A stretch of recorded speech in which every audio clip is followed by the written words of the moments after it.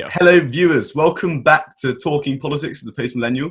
I'm live today from Toronto, and we have Ian Miles Cheong, who is the managing editor at Human Events and a contributing editor here at the Post Millennial. So thanks so much for coming on. My pleasure. So I have to admit, I'm using this and commandeering the interview a bit because I love Human Events. And Human Events famously was read cover to cover by Ronald Reagan. And there's like That's right. Reading it, and he would send articles to his staff that he enjoyed and forced them to read it. So what's it like working for a magazine with that much history? It must be pretty exciting.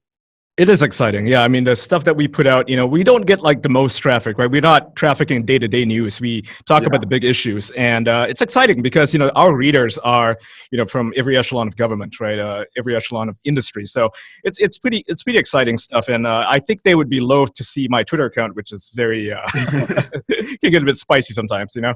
Yeah. It can be a bit spicy, but so you're obviously very engaged in American politics. Now, a few months ago, I thought it was just dead certain that Donald Trump would be re-elected president, in January even. And in the course of a few months, we've had a pandemic, mass unemployment, like racial tension, certainly the greatest deal of racial tension I've seen in my life. And same. Now I look at it and it's total chaos. And I think Joe Biden must win this election. It's just he has inevitable. to. Yeah. I mean, if Trump doesn't win this, it's just going to get worse, right? And it's looking like even if he wins, there's going to be riots about it, right? If he wins, people are going to riot, and then they're going to be upset. Take what happened in 2016. I mean, they were flooding the streets, and Antifa was out back then. Not like they were enforced in parts of the country, but back then they were willing to enforce the rule of law. People were going to jail for rioting. But now it seems like the Democrat mayors, they're more than happy to let the riots continue, even though they can very easily order the police to put a stop to it. They're just letting it get out of hand, and maybe they're thinking to harness the anger of the mob against Donald Trump. Maybe that's their goal. I'm not really sure, but I think that's their goal. But what will happen is they will lose control of the mobs, right? Right now they're thinking, they can just direct it to certain places, but it's going to hit them too. I mean, just last night, a Democrat progressive, an openly gay Democrat progressive was viciously attacked, assaulted, brutalized, hit in the face, hit in the neck, hit in the body by a group of Black Lives Matter protesters. It wasn't even Antifa. It was just some angry girls, really. They beat the crap out of him. It's a lot of them, obviously. So he got no chance. Yeah, he had no chance. But that's what we're seeing right now. People are just openly committing felonious violence towards one another. They're disrespecting the cops. They're attacking police officers even. So this has to stop one way or another. Yeah, and it's astonishing how Democrats in particular and Democratic mayors like the one in Minneapolis have just rolled over for their pledges. So not only are they sort of allowing the vandalism and looting to continue, not only are they turning a blind eye to the violence, which I think you have to be careful not to characterize the whole protest as violent, but there has been a lot of violence. A lot of it.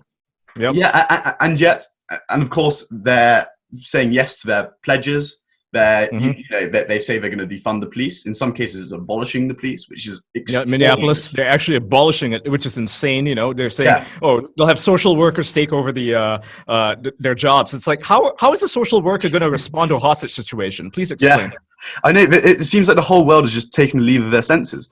But is this ever going to stop due to the fact that Democrat mayors, and the protests usually happen in Democrat areas, are just unwilling to stop it?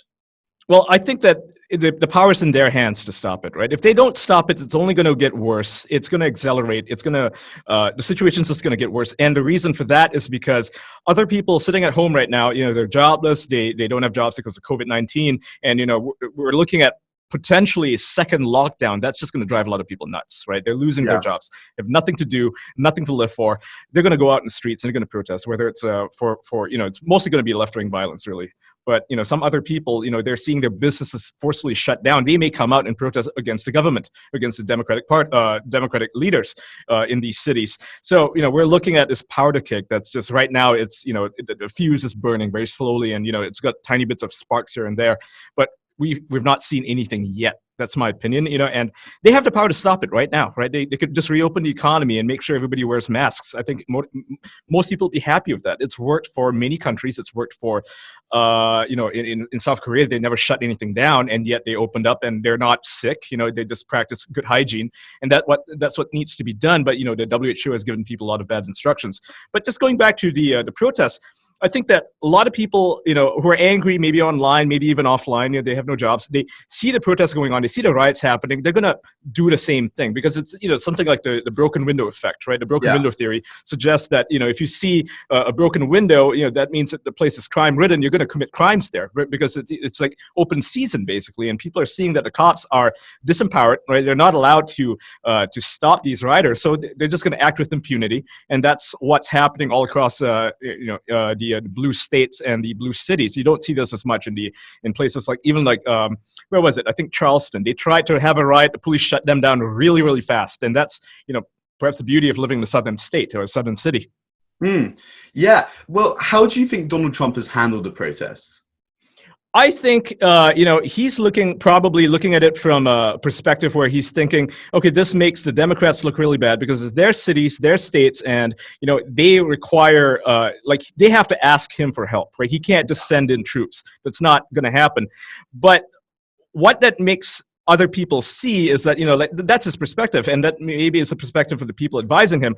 But a lot of people just don't see that. I mean, if you look at Tucker Carlson, he says that this makes Republicans look completely powerless because Republicans might be saying, oh, this is happening to Democrats in Democratic cities. This is what happens when you vote for the Democrats. This would never happen under a Republican leader. And guess what? Donald Trump is a Republican leader. He's the president right now, and it's his job to put a stop to this. And he can, he can basically federalize the National Guard, maybe for a short period of time, not permanently, short period of time, put a stop to it, whether they like it or not. And yeah, they're going to call him a fascist. They're going to say that he's overstepping his bounds. But you know what? It's constitutionally protected. That is in the Constitution. He can do that. But he's choosing not to because he's maybe worried about the optics. But I'm sitting here, and I think a lot of people are just sitting at home watching their lives be destroyed. I've known, I get into DMs with people a lot, and their businesses have been looted, ransacked. Yeah. They're getting on the news complaining about it, and nothing is being done to protect these people. These are Republicans, hardcore, staunch Republicans who are feeling extremely disenfranchised right now. They're feeling like their leaders, the people that they voted for, are not listening to them or doing anything to protect their livelihoods because there's some big games, a big chess game that they need to be the pawns in this. That's not fair to them. I mean, a leader has to lead, and all these leaders are remaining completely silent except for maybe Tom Cotton. Yeah, well, I spoke to another American journalist about this last week, and the areas that are most affected, it's usually the black communities, where yes. The things are looted and their stores are vandalized and so forth. Now, Trump is trying to reach out to the black community. Do you think if he has this message of law and order, that may be effective? Absolutely. I mean, most African Americans, well, blacks, that's the term they use now. Most black people prefer law and order. Most black people are fine, just like anybody else. They have businesses that they run. They're law-abiding citizens. And right now, this attempt to pander to the mob, I mean, we're talking about the lowest common denominators. We're talking about Antifa. These kids are either, bored trust fund kids, or they're just like homeless kids with nothing to do with their lives, right? Yeah. And look at these kids that the Democrats are pandering to, that the Republicans are now pandering to because they're not responding, not condemning this violence. Tweeting law and order is just not going to help. Right? You have to actually do something. The words have to have action behind them. Otherwise, there's no weight to anything. Well, on the subject of tweets, I would say that Trump has almost antagonized protesters by some of the tweets he's been making. It's not, certainly, surprise, surprise, particularly presidential, what he's been tweeting. And I look at that and I think if he wants to have the law and order message, you can't also actively antagonize Antifa protesters and just regular protesters at that. Exactly. I mean, that's the problem right now. He's treating law and order. He's treating, he's condemning them, saying, you'll go to jail. We'll charge you with federal prosecutions and so forth. But where's the Justice Department? If he was deploying these guys, that'd be fine. And maybe he is. I think in some cases he is. There are a number of people who have been charged with arson and terroristic acts, but it's not being publicized very much, right? They're not doing a good job with the optics of this whole thing. So there have been prosecutions, but it's not being talked talked about, and it's not enough of them, right? Because people are still pulling down statues on federal territory that, he has the authority to act in these cases, but his people are choosing not to. Maybe it's not entirely his fault, but, the buck stops there, and he has to own up to it, right? He can't just be tweeting out law and order and not doing anything. I'm not saying he's a bad president for all these things, because, much of it depends on Congress approving what he does. And, much of the blame could be laid on people like Lindsey Graham and Mitch McConnell, which they are completely silent on these issues, right? The only people talking about this are people like Ted Cruz. And, Ted Cruz only has so much power. He's just a senator in Texas. He can't really do much, right? He needs the support of all of Congress. And, looking at the Republicans, they control the Senate. So why aren't they doing something, right? Why aren't they doing anything? And this reflects poorly on the president, because it seems like they're not really supporting him. And it doesn't look good. And of course, to antagonize the protesters and not actually act on it, that doesn't look good either. I mean, you can't do one thing or say one thing and then do another, or do nothing, right? You have to actually act on it. And right now, I like this latest tweet. I think last night he tweeted, or yesterday, he actually got censored for this. He said he was going to make sure that they wouldn't create a black house autonomous zone outside the White House. It wouldn't happen, that he would actually clamp down on this. And Twitter actually censored him for that, which is insane. He's just talking about deploying the rule of law, right? So what's Twitter doing, right? They're trying to censor the president for stating that he's going to apply law and order. That's ridiculous. So hopefully he actually does that. Yeah. Yeah, it's deplorable. Yeah, and I don't know, like Twitter just suddenly has come out, because usually I think it's Jack Dorsey used to sort of be fairly impartial about these things. He didn't interact at all with politics. He didn't get involved. Now he's actively censoring the president of the United States. How does he have the audacity to do that? Right, yeah. I don't even think it's him, right? It seems like he's more of a centrist guy. I think it's people under him, and he's allowed he's ceded authority to the people beneath him, and that it's not a good sign for a leader. I think he's spending way too much time with Square, right? He's got his Cash App thing going on, and that's fine. But he needs to give power. The reins of power need to go to somebody who can actually manage the day-to-day on Twitter, because right now it seems like it's being run by some very politically driven people over there, right? Some higher ups. And, it's not what Twitter was supposed to be. Twitter was supposed to be the free speech wing of the free speech party or some such in 2011. That's what they bragged about. Socialization of the media, which I think that was their original game. And now, I mean, Silicon Valley is famously full of sort of left-wing yuppies who don't have any real-world experience, and this is how it manifests. But Ian, let me force you into a corner. Who do you think is going to win in November? Do you think Trump will win it? Well, that depends on whether there's going to be an election.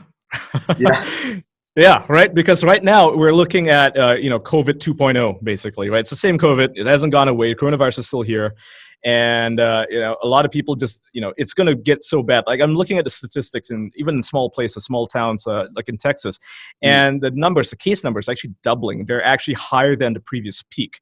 So we're looking at a second peak that's even higher than before, and it's not even stopped, right? What's going to happen is they're going to have mail-in ballots. The Democrats are going to insist on it, and mail-in ballots, are infamously known for fraud, right? It allows a lot of fraud to happen. We've seen a recent case in New Jersey where they did some mail-in thing, and the people who received it, who were mostly Republicans, found that there were no Republican candidates on their ballot, right? They were just given a sort of a misprint, which is ridiculous. How is there a misprint on a ballot? I mean, this stuff is supposed to be checked. It seems like they're trying to mess with the election here.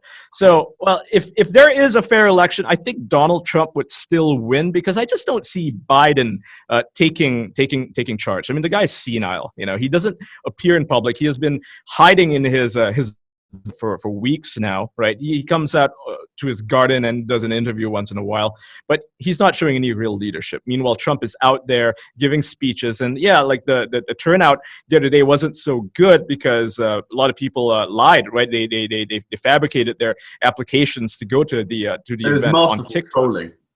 Yeah, it was masterful trolling, but it needs to be illegal also, because that is certainly election manipulation, right? That is what they did there it should be criminal. It probably is at some point, but it's hard to prosecute that many people, so I don't think they'll get in trouble for that. But these are the dirty tactics that the Democrats are using. Yeah, I mean, you spoke about Biden's cognitive decline. Now, in the last election, a lot of words were, I think, wasted in magazines across the country saying that Trump was in cognitive decline. Do you think we're also seeing the same sort of, tactics being used here? I think Biden is genuinely like he's got the early stages of dementia. He can't complete a full sentence. It's impossible to miss. Yeah, you just have to be like a random person watching him. You don't even need to be shown those specific clips. Just watch an interview with him.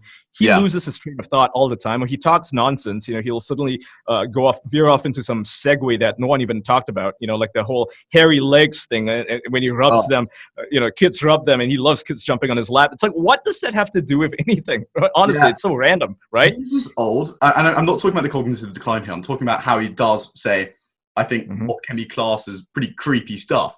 Yeah. It could be the fact that he's just ancient, and that's what they used to sort of, that's how they used to speak, presumably. I don't think so. I think, he seems like he's from a different generation, which is odd because Trump is the same age as he is, and Trump doesn't display any of these things. Trump is Trump's got his characteristics and his quirks, and he's a bit of a narcissist, but you know what? He's relatable. He's someone, you can watch him and you can be like, yeah, this guy's a funny guy. He gets it. He's right here. He's in tune, right, with what's going on. He knows the crowd. He knows how to read the crowd. Like yesterday, he was at a TPUSA event with a lot of students, like thousands of students. It was even bigger than his rally at Oklahoma.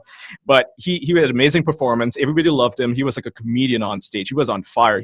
His set, I want to call it a set because he's like a comedian, was even funnier than Dave Chappelle's most recent 8 minutes thing, right? Like the one he did about George Floyd. It was amazing to watch. It was fun. It was actually funny, and you don't even have to like Trump to laugh at what he was doing. And so he's there. Cognitively, he's there, But Biden, I don't think Biden could do that. Biden can't even read a proper question. Someone asks him in an interview yesterday. It was a pre-recorded interview, and he had gotten all the questions. This woman asks him, what are you going to do to make healthcare more accessible to people of color? Now, I think it's a silly question because, it's not like healthcare is inaccessible to people of color or black people. And she asked him that question, and he could have just said, hey, he's going to institute some laws, blah, blah, blah. It doesn't really matter what his answer is going to be. Yeah. His response was to talk about coronavirus. And it's like he didn't even understand the question. He didn't even grasp what she was asking him. He looked to his partner, Obama, who was also in the interview, and asked him, is that what she said? It's like, really? You can ask the previous president what she said? You can just watch it yourself. I mean, what the hell, dude? Yeah, no, but to be fair, Americans are famously affectionate of sort of loopy presidents. I mean, Ronald Reagan, for instance, he was losing it towards the second term, really, really getting nuts. And yet Reagan was loved universally by the American people. So perhaps they're just willing to overlook that in order to bring in the DNC, who will work behind the scenes and stabilize America. Yeah. I mean, I think they're trying to use him as a puppet because I don't see him leading, right? I don't think he has any policies. His only arguments right now for why he should be elected president is that he's not Donald Trump. He doesn't bring anything to the table. I mean, all these policies right now, like the Black Lives Matter protests, it's all about how bad cops are and so forth, and how, there's a drug war and so forth. All these policies were created by Joe Biden. So why would you want to elect this guy, right? So I think that the DNC recognizes this to be a factor, and they're going to select a running mate. His VP is going to be a woman of color, right? It's Kamala Harris or somebody else, and she's going to be who people are actually voting for, because no one's really voting for Biden at this point. They're going to be voting for who his running mate is, and he has to pick them really well. He can't just take someone like Stacey Abrams who has zero foreign policy experience or zero experience, period, right? She's nothing, right? Hopefully pick somebody decent, but I don't think they'll be able to do that. I think Trump still has the support, even though right now it seems like people are trying to crush his supporters. So they're trying to crush his support. We're seeing, his followers being banned on Twitter. Carpe Diem was banned. Carpe Diem's the guy who makes all those great memes of Donald Trump and the ones that he shares.